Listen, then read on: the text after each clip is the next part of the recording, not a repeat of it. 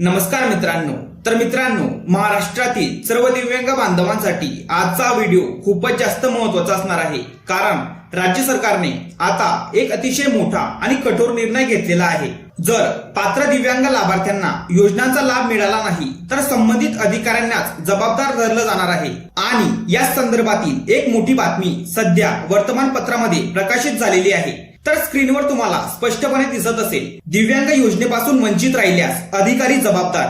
म्हणजेच मित्रांनो, आता पात्र लाभार्थ्यांना योजनांचा लाभ न मिळाल्यास संबंधित अधिकारी आणि प्रशासनावर थेट कारवाई होऊ शकते, असा स्पष्ट इशारा राज्य सरकारच्या माध्यमातून देण्यात आलेला आहे।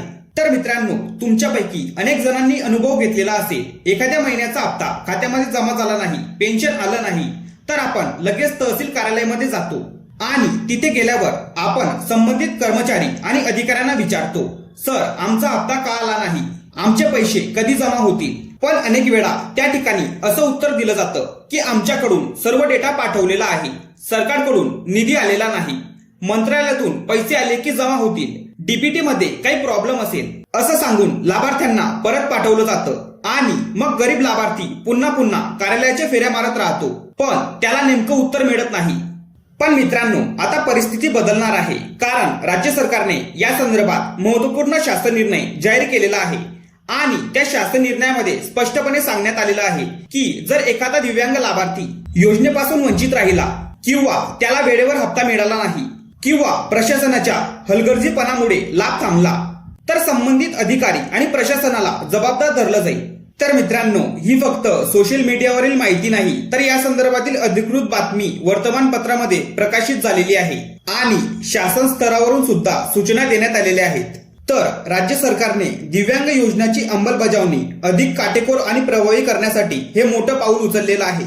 आता एक महत्वाची गोष्ट समजून घ्या, हा निर्णय कोणत्या योजनांसाठी लागू होणार आहे, तर यामध्ये दिव्यांग सक्षमीकरण विभागामार्फत राबवण्यात येणाऱ्या विविध योजनांच्या अंमलबजावणीला गती देण्यासाठी हे पाऊल उचलण्यात आलेलं आहे। यामध्ये संजय गांधी निराधार अनुदान योजना, श्रावणबाळ सेवा राज्य निवृत्तीवेतन योजना आणि इंदिरा गांधी राष्ट्रीय दिव्यांग पेन्शन योजना या योजनांचा लाभ प्रत्येक लाभार्थ्यांपर्यंत पोहोचवणे अनिवार्य केलं आहे। तर मित्रांनो, शासनाने आता जिल्हाधिकारी कार्यालय आणि तहसीलदार कार्यालय यांच्यावर थेट जबाबदारी निश्चित केलेली आहे। म्हणजे आता स्थानिक स्तरावर लाभार्थ्यांची माहिती अपडेट ठेवणे, पात्रता पडताळणी करणे, यूडीआयडी कार्डची माहिती अद्ययावत ठेवणे, डीबीटी आणि पोर्टल व्हेरिफिकेशन करणे, लाभार्थ्यांचे हप्ते वेळेवर जमा होतील याची खात्री करणे, ही जबाबदारी संबंधित कार्यालयांची असणार आहे।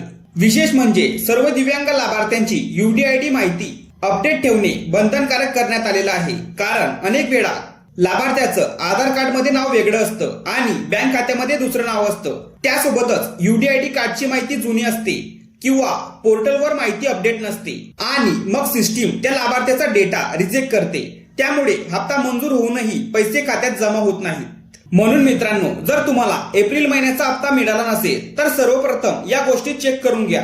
यामध्ये तुमचं यूडीआयडी कार्ड अपडेट आहे का ते चेक करून घ्या, आधार कार्डला बँक खाते लिंक आहे का, एनपीसीआय मॅपिंग योग्य आहे का, बँक खाते ऍक्टिव्ह आहे का आणि त्यासोबतच तहसील कार्यालयामध्ये माहिती अपडेट आहे का ते चेक करून घ्या। आणि गरज पडल्यास संबंधित कार्यालयामध्ये जाऊन माहिती व्हेरीफाय करून घ्या। जर तुम्ही पात्र असाल तरी सुद्धा तुम्हाला लाभ मिळाला नसेल तर आता फक्त वरून पैसे आले नाहीत हे उत्तर ऐकून शांत बसायचं नाही, कारण शासनाने जबाबदारी स्पष्टपणे निश्चित केलेली आहे।